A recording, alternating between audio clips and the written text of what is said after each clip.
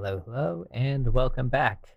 So, we're actually doing two courses this semester and kind of working through those. The first is RSpec testing. This one is going to be focused on Rails performance by Nate Berkbeck. So, what we're going to be looking into is the complete guide to Rails performance. And in this particular class, we're looking at sections 1 through 4, which would happen to be, let's go back up here, Complete Guide to Rails Performance, Setting Up RubyGems.org, Economist, Physicist, and Linguist Walk into a Bar, and the Business Case for Performance. So more or less, we're going through the introduction today and kind of going from there. Now, as with any of these classes, if you do have any questions whatsoever, feel free to post those in the chat, and I'll try to answer those as quickly as I can. Now, that all said, let's go into a little bit of this. So one thing I did notice while I was setting up is that there are a few of these sections which are a little bit out of date. I'll be posting errata as we get through this. Actually, I'm not sure how that word's pronounced. Anyway, it doesn't matter. I'll be posting little fixes and other things you can do to get this set up on your own machine and what I've had to do to get this running, because code does not tend to stay static. People tend to change things. It's just the nature of the way it works, which is why books are a little bit tedious to keep up to date. So no worries on that. It's just a few minor things we need to update.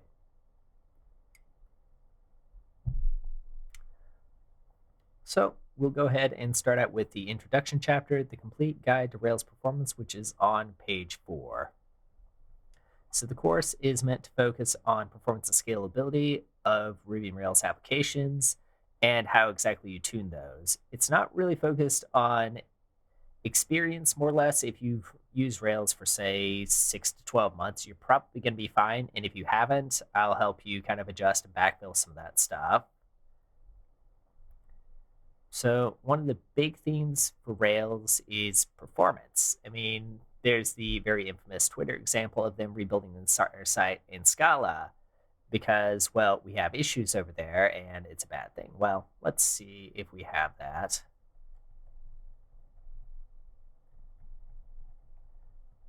I wonder if I can find this comic real quick. So one of the classic ones that I always like to mention to people, if they ever say anything about performance, is this golden oldie over from Commit Strip. And I'm going to go ahead and switch over to code view real quick so you can see that. So the comic is saying, I think we've hit MySQL's limits, simply too slow. Let's face it, amount of data is colossal. So I'm thinking we should switch to NoSQL, 3-month battle plan, goes through a bunch of details, and then the, I assume, project manager in here takes a look and says, it's called a database index. It made all your queries 20 times faster. You don't need to go through all this effort. Well, I liken this to Rails a lot, and especially in performance, people are like, well, Rails is slow. Maybe, yes, but 9 times out of 10, if you're actually looking at what made things slow, it's not Rails. It's more of database indexes or other things like that that are far more likely to make this into a problem. And one of the big things that this book encourages, and I've talked to Nate, and he encourages very actively as well, is that you need to have measurements. You need to have firm data to prove that this is the issue, not these other things, not some kind of flippant fear, uncertainty, and doubt, but this specific thing over here. That's what we ought to look at. So that's what I look at whenever we're talking about performance. And what the book looks at a lot is, great, you say it's slow. What is slow? Why is it slow? How do you measure it? How do you prove that this is what's actually broken? And then how do you use that to prove that whatever you just did actually fixed it? And that's a big thing for a lot of this stuff is we can say it's slow, but prove it. Okay. So the book then goes into kind of why Rails? Well, for me, going into Rails is I didn't have to make a lot of decisions on things. I didn't have to think about all the trade-offs of pros and cons. Things were just kind of decided for me. And for better or worse, that's a lot of the philosophy that Rails uses, and that's a lot of the way that it tends to go. And because of that, it's grown to a very significant portion of the Ruby community to where Rails almost effectively eclipses Ruby in a lot of cases. I mean, I have my own opinions about that, but fact of the matter is that's how it works. And that's because there is something special about just getting to the point, kind of cutting all of the extra extraneous thinking and saying, this is what you need to make an application. Now, I've also been a front end developer for some amount of time. I've also switched back and forth between JavaScript and a bunch of other environments. And with those, it's always configuration, configuration, configuration. You need to use all these tools. You need to have your Webpacker. You need to have your Browserify. You need to have all this stuff. It's like there's so many different choices that you end up going through this entire three-ring circus just trying to figure out how you get a dang app to work with Bootstrap, which I was never very fond of. So for me, Rails just run this one thing, you're done, was very refreshing that I didn't have to worry about this. And ironically, after JavaScript had its very faddish phase of configuration for everything, the ability to optimize everything, they've skipped far more back over to the other axis, which is no, just do this. Don't worry about all the other details. If you really, really want to, you can. But for me, it's always kind of a pendulum, which is you swing back and forth to these extremes of extreme configuration of you have authority to do whatever in the world you want versus extreme convention, which is you don't get a choice. This is the way we do it.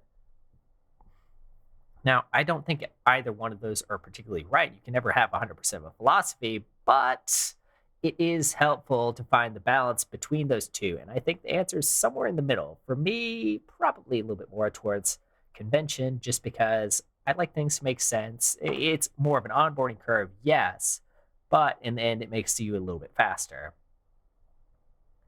Okay.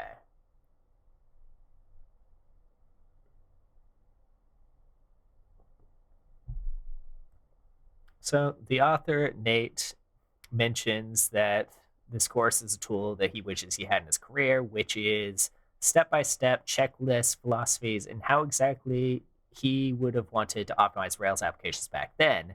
And he's built his entire career on that. In fact, he's a consultant right now at the company I work at, Gusto, and we've had some small chance to work together so far. Probably a little bit more in the future because I just found some interesting things at work, but I'll tell you about those later, Nate. Anyway, so the book then goes into why should you care?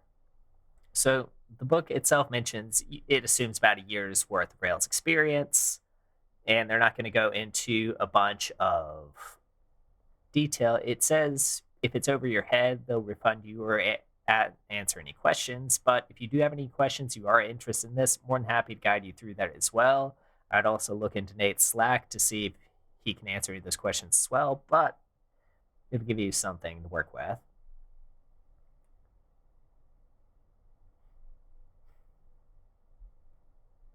Okay, so the course is marketed towards both Greenfield and legacy applications, but focuses a lot on legacy applications because legacy tends to come with a lot of strange choices for databases that you're looking back on, like, that doesn't make sense anymore. It focuses on things which have actually been developed, have actually had a lot of time.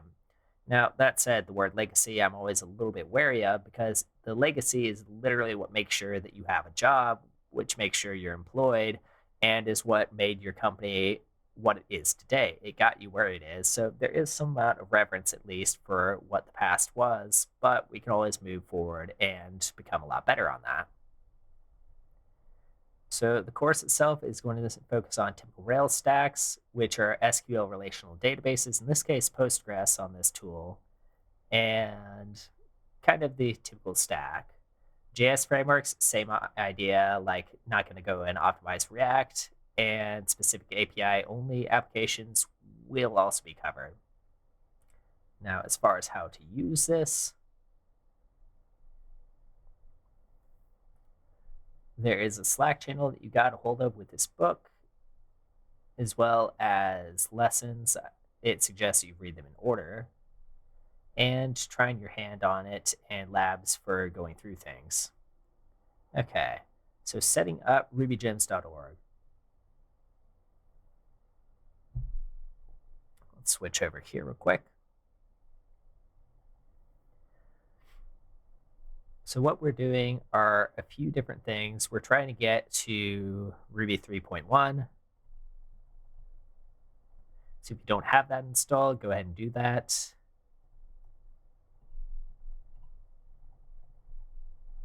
Cloning rubygems.org.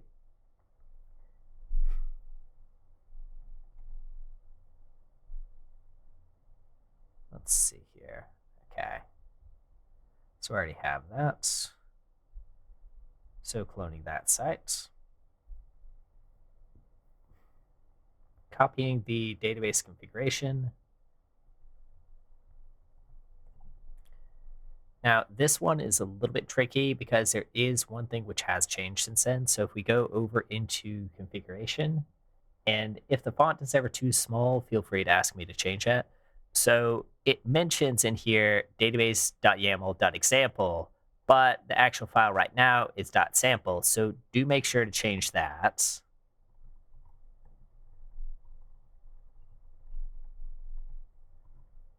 So we have that. We have bundle install, which I've already pre-run some of this because it takes a little bit. Loading, creating the database, and pre-compiling the assets.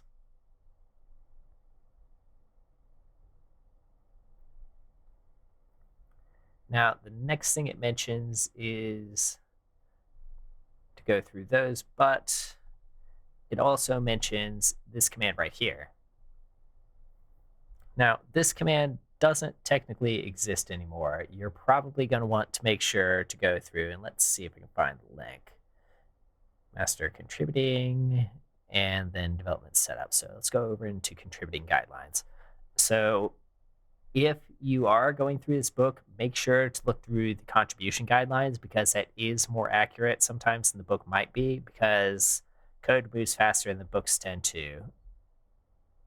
Okay, so branching, development setup. So I'm over on Mac. So let's take a look on this.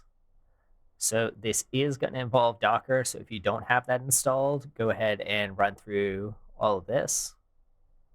But we're looking at this right here. So we have the Elasticsearch that we're getting there. We have the run command, and because I'm lazy, that is in run Elasticsearch because I can't be bothered to remember that and look that up again. So we have that. Of course, I just added this command for the sake of it.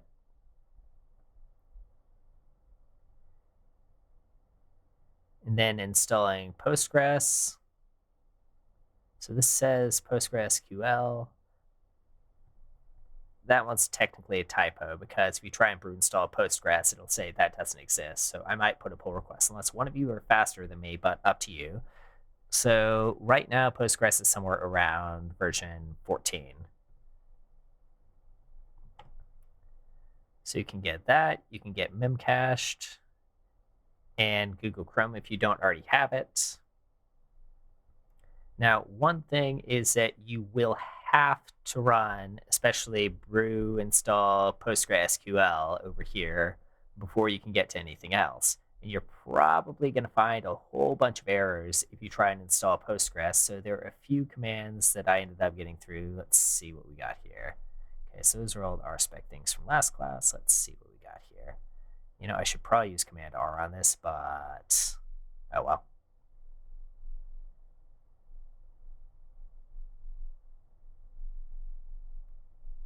Okay. Creating database. Brew install Postgre, restarting that. So we actually have the service running in the background.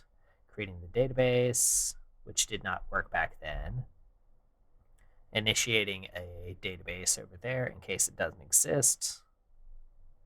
And some of these commands will come in the output of that. And I'll explain this over in the Discord channel a little bit as well.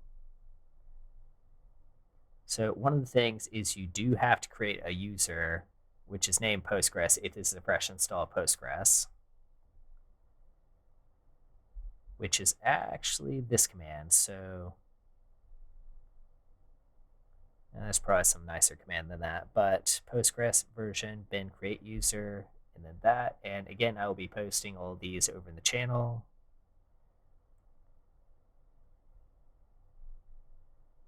Restarting that, running the setup. So this one is actually very, very useful to, I wonder if that'll open there.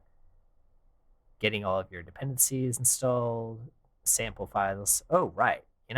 Honestly, don't worry about the copy config, just run the setup thing. That'll do most all the stuff for you. Okay, I'll mention that over there.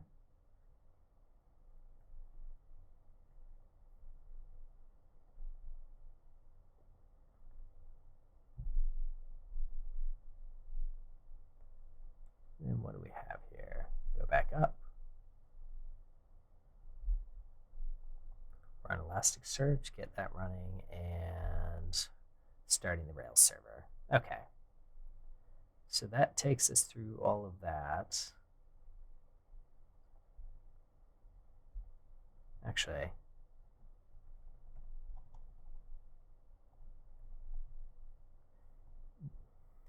this one was one which tripped me up a little bit.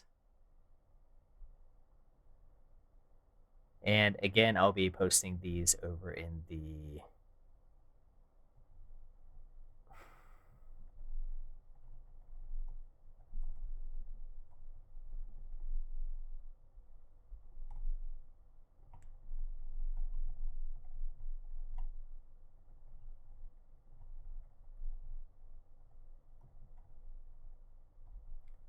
yeah, so I'll be posting all of these up there later as well. But this gets us right about to the point where we can run the server. And if you do run into anything, trust me, it is not only you. I run into things all the time. In fact, I spent a good amount of time before running the first class trying to debug this, worrying that I was going to have to do this live or something. So also, if you're ever running a class, make very well sure that you've actually run through all the code and everything a couple of days before, just so you sort out all of the various edge cases and everything. Anyway, so we have a server running. Let's go ahead and skip over to that, reload that. So now we have this, and we have a local version of Ruby Gems that we can run on. Okay.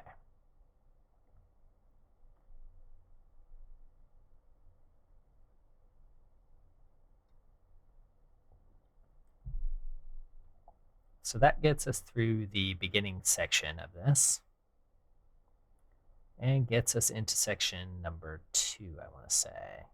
Well, section number 3, an economist, a physicist, and linguist walking into a bar. So the book mentions that you probably bought this for web application performance, but want some basic principles before we get into there, from stories about a physicist, a linguist, and an economist. And the economist was the Pareto principle, which is that 80% of effect comes from 20% of the causes. Through working on some of this stuff before in the past, yes, a lot of times there's always something very small that's the cause of a lot of things. But that's a little bit more complicated. We'll get into that later. So the book mentions you probably heard of that, but you don't understand why it works. But it's starting over with Frank Benfer, the physicist. And I will probably skim over a little bit of this because I don't want to read too much directly from the book instead of getting into examples.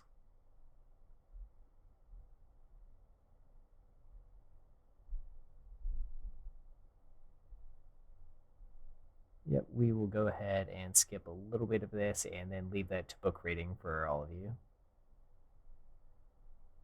Okay, so going over Pareto real quick, 80% of wealth and income came from 20% of the people in it whenever he was considering wealth in society.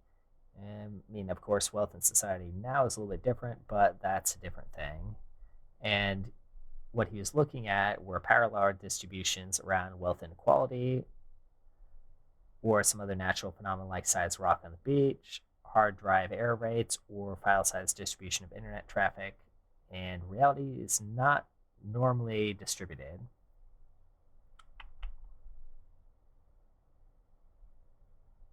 So applied to web applications, 80% of an application's work occurs in 20% of its code. For me, often database indexes.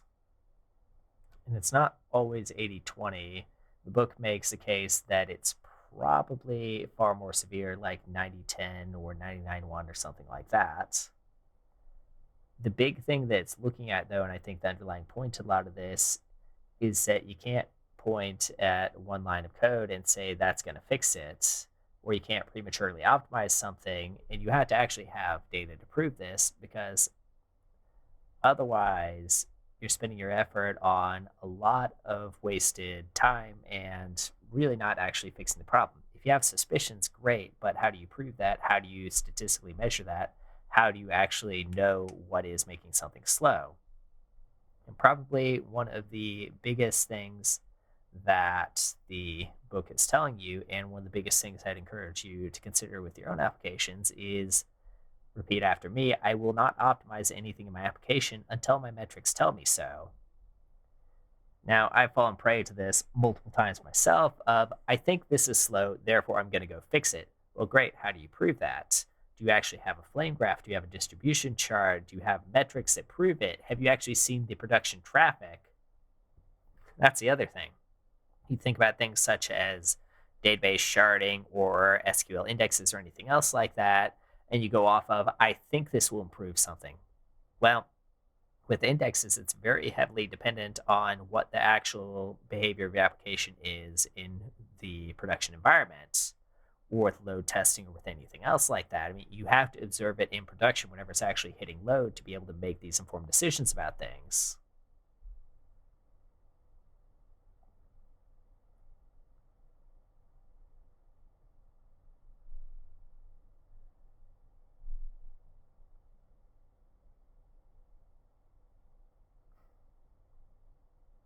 Let's see what we got here.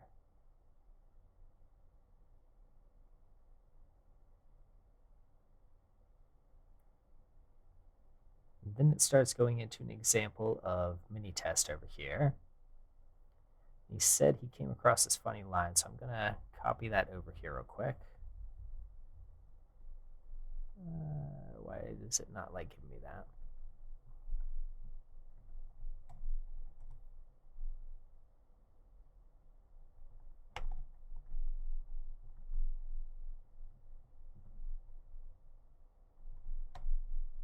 Okay. So what he's saying in here is that the code's readable as to what it's doing, but it's trying to do random test ordering by taking a look at method size and then sorting by whatever the max happens to be.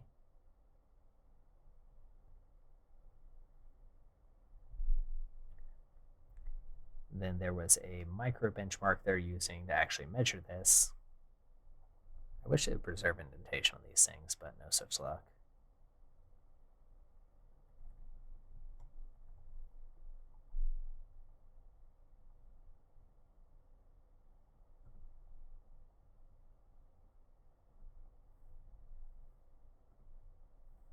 Yeah, benchmark IPS is something I tend to like a lot myself as well.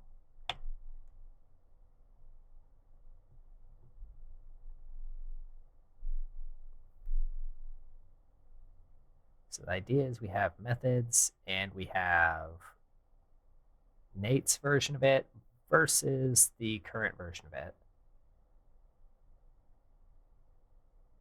So if we were to actually run that, let's see here. Actually, let's stop that. I wonder if I have that.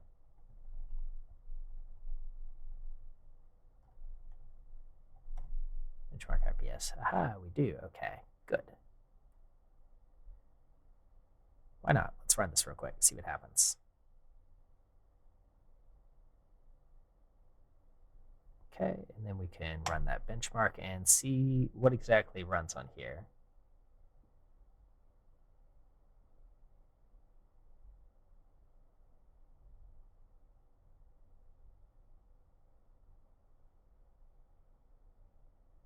Okay, that shoots out a lot of data, but let's take a look over here at the results, where we see that the current code on that, or at least from back then, was about 10 times slower.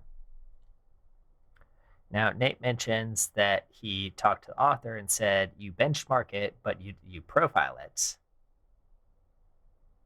And then it goes into the difference between benchmarking and profiling, and there are a lot of ways to determine the difference. So, benchmarking, the book defines as a test of indifferent pieces of code that measure how fast they execute, how many resources they consume, and you take 2+ things of code. Profiling is accounting for all the substeps required to run a given piece of code. Profiling is examining performance characteristics of the entire real-world application. What he was asking was, it's faster on this one line, but does it really matter in the grand scheme of Minitest? How many times does Minitest actually spend shuffling those methods? 1%, 10%, thousandth of a percent? Profiling can tell you. That's one of the reasons why the book mentions this, and I'll mention this as well. Be very careful of running these little micro benchmarks and saying, this is the thing I need to worry about. Is that actually a line which is making a substantial impact, or is that a line which is making a very small impact?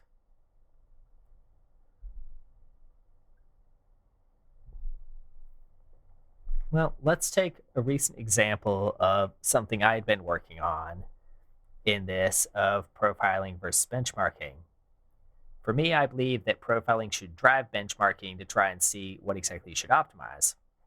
So I happen to be running some capybara tests at work, and I was trying to figure out why they happen to be slow. Well, there are a few different reasons. Some of it was, of course, self-inflicted.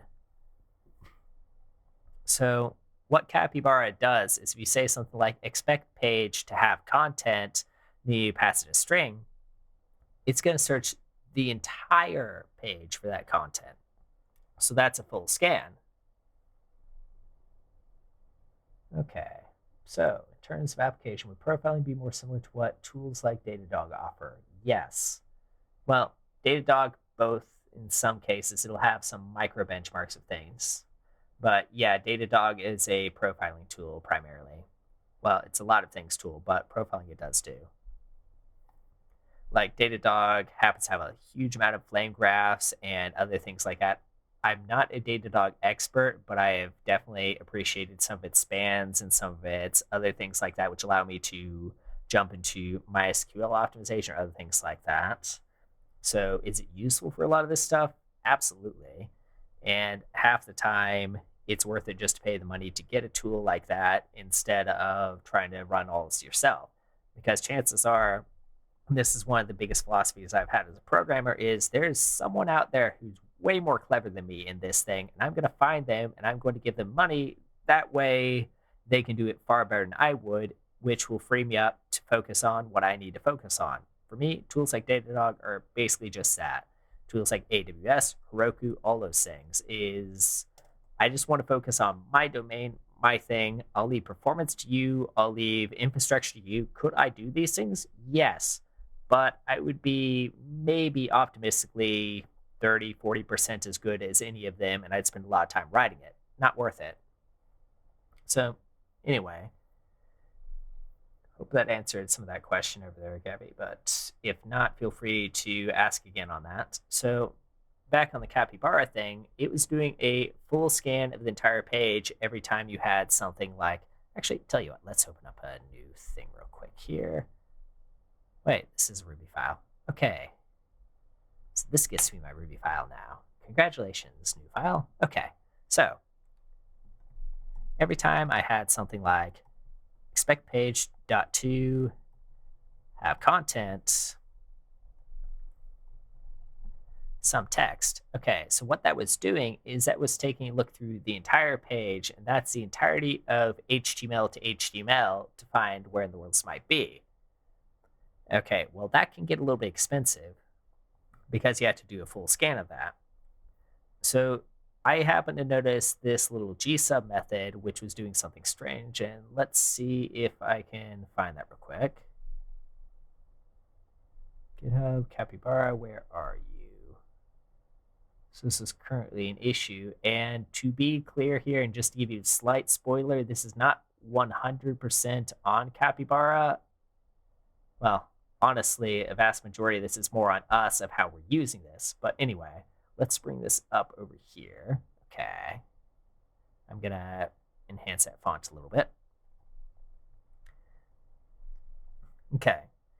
So whenever it's using that expect to have content over here, it's doing a search on all text. And what all text is doing is it's trying to get the text of all those elements, and then it runs a bunch of G subs on it.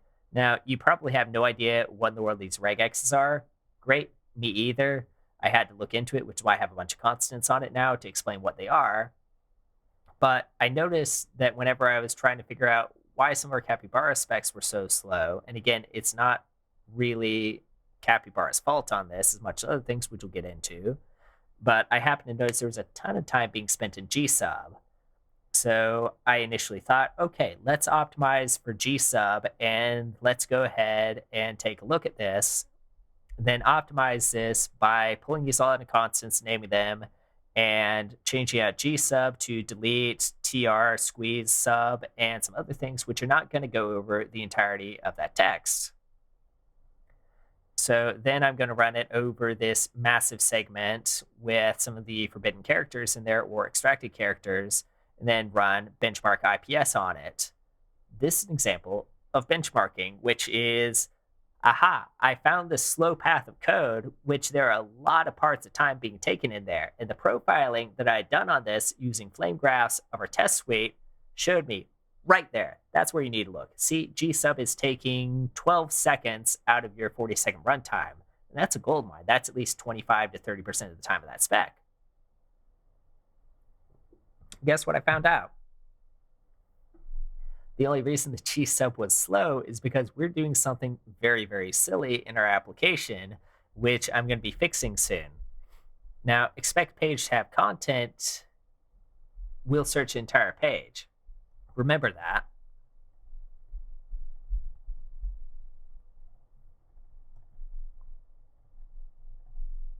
Let's say the page was something like HTML, HTML,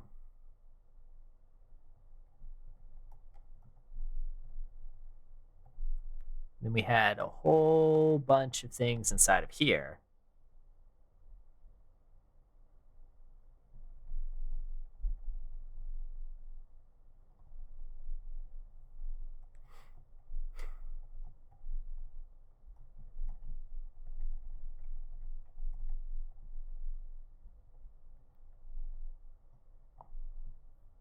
So we have all that. Now, the problem with the way that we're running our application at work right now is that we have all of our scripts and our style sheets, and this is a React front end with GraphQL and a whole bunch of other stuff. All that is up there in the top in that head section.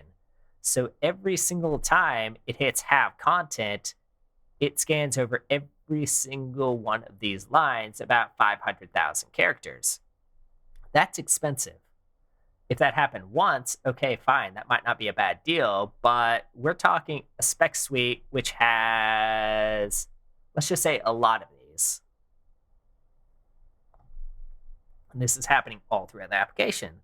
So my benchmark showed me, sure, that GSub is slow, it's not ideal, but the bigger issue is that in the full runtime of the application, we put a bunch of stuff up here. So what exactly is the solution of this? Well, I'd like to say the solution is please stop inlining all that stuff, but more the solution is don't use overly broad matchers. I mean, the immediate solution is within the body tag, run this spec instead. And there are probably some more ways. This was literally last night, a couple nights ago, that I was playing around with this. So the actual answer is don't scan the head, scan the body, because the body is where all the text, all the buttons, all the other things I want to interact with are. And then let's say that this is probably about, last time I measured, 75% of the page is up here. 25% or less happens to be down here. So if that GSub hits and it goes through all this, it's going to weed whack all through a whole bunch of JavaScript and CSS that it's never possibly going to need. So the benchmark told me, yeah, we should optimize this, but the profiling told me, yeah, but maybe you shouldn't search the entire page. Maybe you should focus on this one part you actually care about. And that was a more immediate lesson and example of this. But the book goes back into its little example over here and says, repeat after me. Again, I will not optimize anything in my application until my metrics tell me to do so. The G sub was a red herring for me. It said, optimize that thing because that's where all your time is being spent. Except the time was being spent there because I was doing full page scans because we happen to be inlining JavaScript and CSS onto every single page which is loading, which probably not ideal, but I'm going to have to understand that more later. So that brings us on to the business case of performance.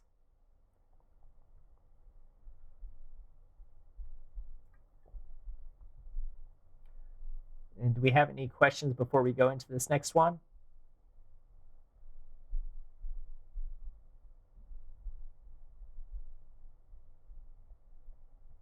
Okay. If you do, feel free to post anything in chat and we'll circle back to that a little bit. So, business case performance, it starts by saying that a lot of websites, most websites, honestly, by this point, in the book says most websites, are bloated, ad-riddled performance nightmares. In fact, that's why I run uBlock Origin on pretty much everything, because otherwise I end up just getting absolutely buried with ads, spam, spyware, adware, who knows what in the world else those pages are giving me. It's like, look, I don't care about all this content. I mean, if it's a respectable ad, sure, go ahead and show it to me. But whenever 90% of the page are ads that are demanding my attention, it's kind of hard to take it seriously, especially because so many of these sites have become literal clickbait just to get as many ads on there as we can. But anyway, we won't get too much into that. So Message of Pinboard, I won't try and pronounce the last name, it's going to be horrible, gave a talk on website obesity crisis and summarizing the argument, and the book mentions most content on the web is text, everything else is decoration. Page sizes are averaging about 2 megs, and popular sites are averaging 1 meg. However, most of the content is really text, which is a few kilobytes, so 90% of the bandwidth are extraneous on style or imaging or anything else like that. And true web performance is not about delivering ads faster, it's about delivering content, and tech teams aren't really the ones to blame as much as they have designs, everything else taken over by clients, marketing departments, or other things, and it goes into a lot of those details.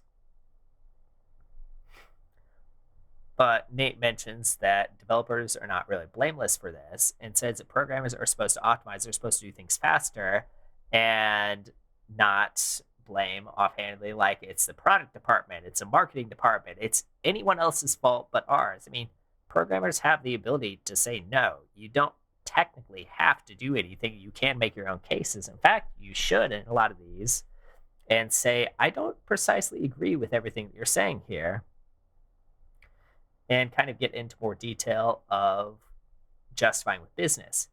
The job of a programmer is not to sit there and bobblehead and say, yes, sir, no, sir, yes, ma'am, no, ma'am. It's to say, here are the concerns. Here's what we're dealing with. Here's what you should know about. Here are all the details. Your job is not necessarily to argue, but to inform, to clarify, to come to decisions, to actually have some mutualism in this, instead of just following along blindly. Well, I apologize for that, but following along without thinking about these things.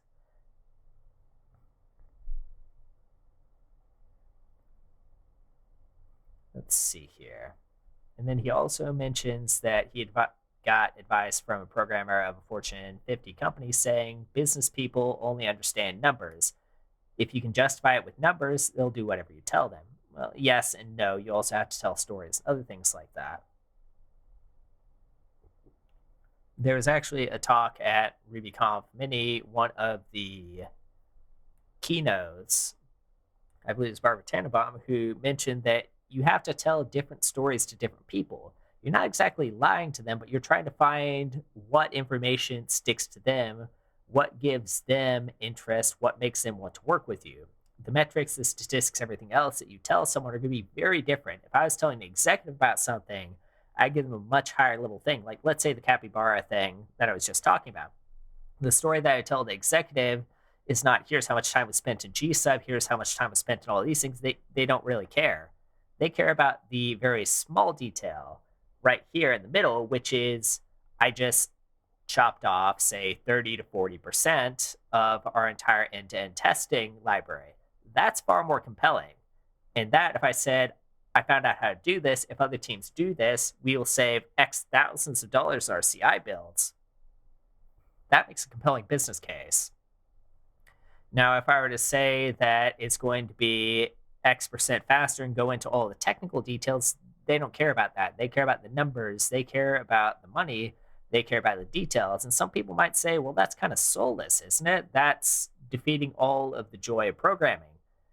Yes and no. You have to realize executives have very small windows of time. And if you happen to talk their ear off every time you get a chance to do that, they're not going to talk to you very much anymore. They have a calendar that makes a Tetris world champion sweat and have nightmares. They have to deal with hundreds to potentially thousands of people that are all demanding their attention. So, very much in those cases, it's get to the point. Why should I care? What's the immediately actionable thing? If you can tell them that, you'll find that you're going to be very effective at those type of levels. Anyway, a little bit of a side tangent there. So Nate goes into the case for performance and the reason we're suffering from a lot of the anti-performance glut on web. And mentions that people can't really quantify or explain the cost of sacrificing performance to the business side wherever they work. I mean, metrics are hard, and the more abstracted you're getting from something, the harder it is to tell that story. But just because it's hard doesn't mean we shouldn't do it. In fact, that's all the more reason to do it. I mean, we're paid as much as we are because we solve hard problems. We have hard discussions. We find out how to solve these things and deliver on them. So conversations might be something like in the book they mention a marketing person might ask if you can add some JavaScript trackers and says it's only one line of code. And Nate mentions the conversation should be going. The marketing person asks about this, and the tech person mentions, hey, they added to the site. It's a 1 meg, 30% over the budget of the page. And they'll have to have a meeting to discuss it to get it lower on that performance metric because you just overinflated the page. And that's one of the big things is, especially for programmers, we don't think about the cost of things. We think about the immediate impact, which is the first order. We don't think about the second order of why is that thing there or what happens if we do this thing, what happens afterwards, what's the long tail. There's a very famous story here, and I'll post this somewhere else, called Chesterton's Fence that I tend to tell very frequently to a lot of people that I'm mentoring or working with, which is there's a fence in the middle of the field. You have no idea why the fence is there. There are two people, a professor and a student, standing on top of the hill. The student takes a look at the fence and says, surely we should remove the fence because no one knows why it's there. Well, yeah, obviously it seems there's a random fence. Why wouldn't you remove it? It's blocking the way, people can't walk through it, and it doesn't really serve anything. This goes back to the kind of profiling versus benchmarking thing. You think about only the fence, but not the second order, which is why is that fence there? Can you understand why the fence is there? Can you measure the impact of the fence? Can you see what historical context there might have been? We're not talking about all the second order steps or even beyond that of why the fence. So the professor stops the student and says, you may not remove the fence unless you can explain to me in satisfying detail why the fence is there in the first place. And this is very relevant to performance and everything else is don't remove something just because you think it's a thing, prove it. Understand it, know why. If you're ever refactoring, if you're ever making large data migrations, if you're ever doing performance optimization, if you're ever doing any of this stuff, you should deeply, deeply understand what exactly the subject matter is under what you're doing before you make effectively spurious changes to it. because you might be having other unintended impacts. Like, let's say, for instance, that fence happened to be the only thing holding a sinkhole from collapsing the entire area around it, or it might be trying to stop random people from walking through that field, or it might be for who knows. You might even find out the fence is there for some stupid reason because no one had ever bothered to take it down, in which case, of course, you'd be justified, go for it. But until you can actually prove that case, be very cautious of this.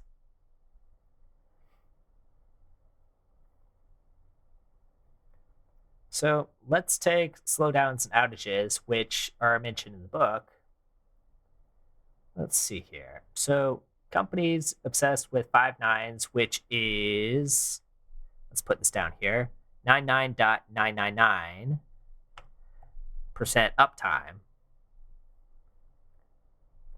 If the website's down, you're not making money. Whenever I used to work at PlayStation, if that website went down, we're losing thousands to potentially millions of dollars, especially if there's something like a DDoS, which took out the entire PlayStation network, which that happened a couple times. Jeez. And that cost us a substantial amount of money.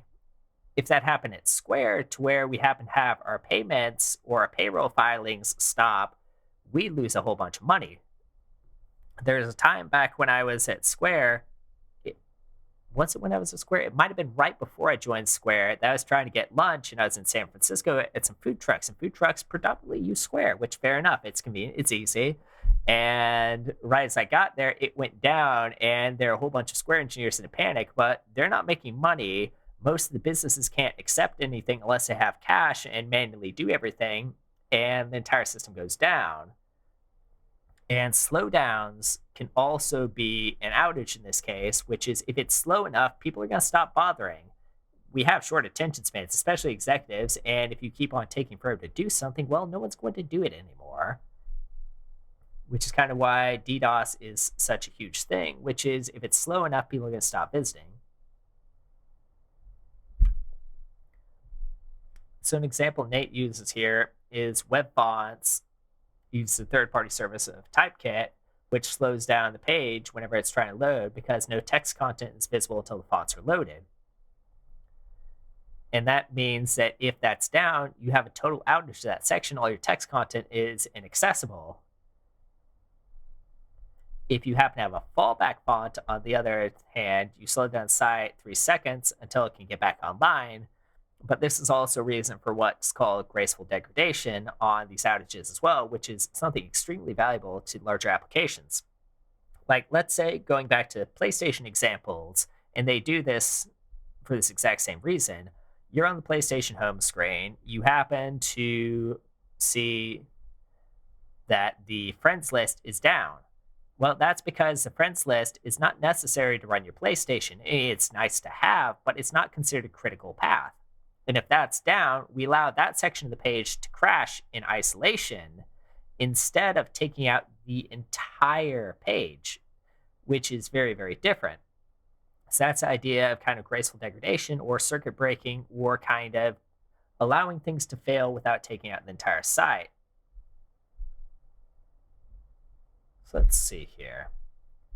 Conversion rates on those. So longer load times are expensive. So people actually had numbers on this. The book mentions it. I won't read all of them, but for instance, Walmart loses 2% of conversions, which are how many sales they potentially make or how many people actually keep on their site, for increase of second of load time. So 1 second can be a lot of money.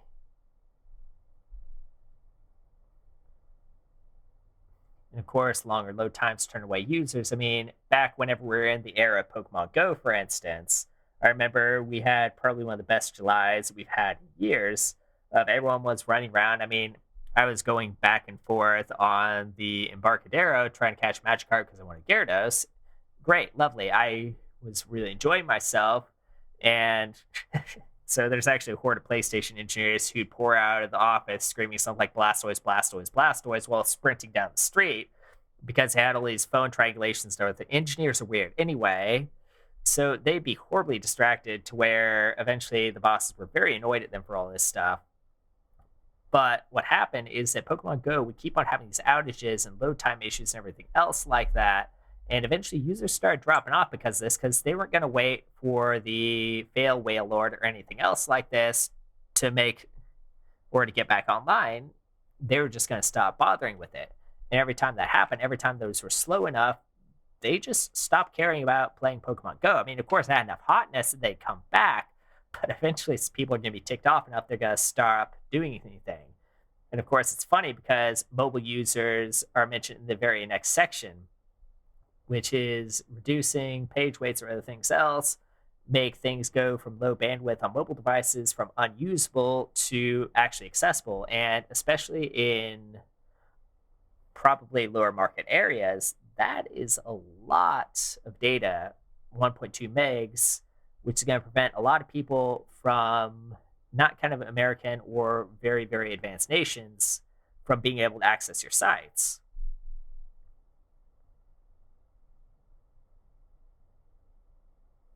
So there's a lot here and a lot of stories we could go into, but you can imagine how much impact this type of performance stuff has on all of our businesses and all the stuff we're doing. And the book goes into creating performance culture, which is quantifying performance costs in dollars and not seconds. Which again, it goes back to the business case of things of why do I care? Why should the CEO care? Why should the executive care? Well, if you say it's X% faster, it doesn't really matter. If I happen to say, hey, I dropped 40% off of all of our end-to-end tests, it sounds impressive. If they're technical enough, like say maybe the CTO, sure, they might care. But if instead I turn that around and let's see here, I'm going to head back and now I can map this. About $1 every run times multiple thousands of runs. Let's say that it costs about $5,000 a day to run all the CI stuff. If I happen to drop 40% off of, say, the most heavy weight, let's say 70% of that, so that would be 5,000, 70% of that would be 500, 500, 500, so 3,500. And then out of that 3,500, I'm switching over here. I'm too lazy. I'm going to run a calculator. So $3,500, and then we happen to say times 0.6, that would be about, say, $1,400 saved per day. Multiply that out by... So you end up saving potentially a lot of money. Of course, it's very, very spurious napkin math, and someone's probably going to roast me on this. Actually, please do, because then it'll make my job a lot easier. I don't have to do the math. I'm not good at math. Don't judge me on that. But anyway, the book also goes into mentioning mostly focus on dollars, not seconds. Set up performance budgets of what your page should be as far as load size, as far as speed, and maximum response times, 95th percentile, which is only 5% of the cases should be worse than this. Have budgets for page weight, and mostly just keep metrics and accountability on all of your apps. So there are a lot of potential stories I could go into from my own experience. Nate probably has several more in this book as well, and I'm sure several of you do as well. So if you want to share any of those, feel free. But performance ends up costing companies a huge amount of money and honestly a huge amount of time. If we go back to developers, to go back to that Capybara example, if every Capybara spec took you 40 seconds to run, how often do you think that you would run those specs locally? You wouldn't. I mean, I'm impatient too, I'll admit it. Are you supposed to? Yes. Should you? Probably. Are you going to if it takes 40 seconds? Heck no. Why would you? But if instead you drop that from 40 seconds down to 30 seconds, that becomes a little bit more tolerable. If you take that from 30 seconds down to 10 seconds, then that's actually accessible. And that's one of the big things is that it happens to our developers too. If your CI suite, if your spec suite, if your tests are slow, people aren't going to run them, which is going to lead to more bugs, more errors, more fragile code, and more issues. So it has rippling effects. It has second order effects all over the place. And you have no idea sometimes what a single slow spec suite might end up costing your application over time. So these can be very interesting stories over the year, but that kind of gets us into the introduction for this book of why should you care about performance? You can't really afford not to. But anyway, we'll go ahead and stop there for questions and see what other people have to say about that. Feel free to join us over in chat and we can answer a few questions if you have any and take it from there.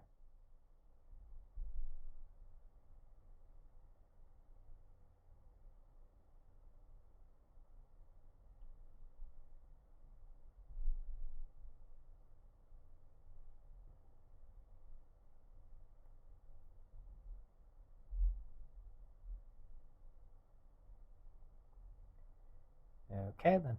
Well, if you do have any questions, feel free to join us on rubylearning.dev. You can find a link to our Discord as well as any of our other resources. You can also find links to our classes, both current and old, as well as YouTube playlists for getting to those, as well as books, other resources, other things like that. And as always, if you have any questions, feel free to ask, and we will try and answer you as quickly as we can on that. Well, thank you so much for your time, and have a great rest of your weekend.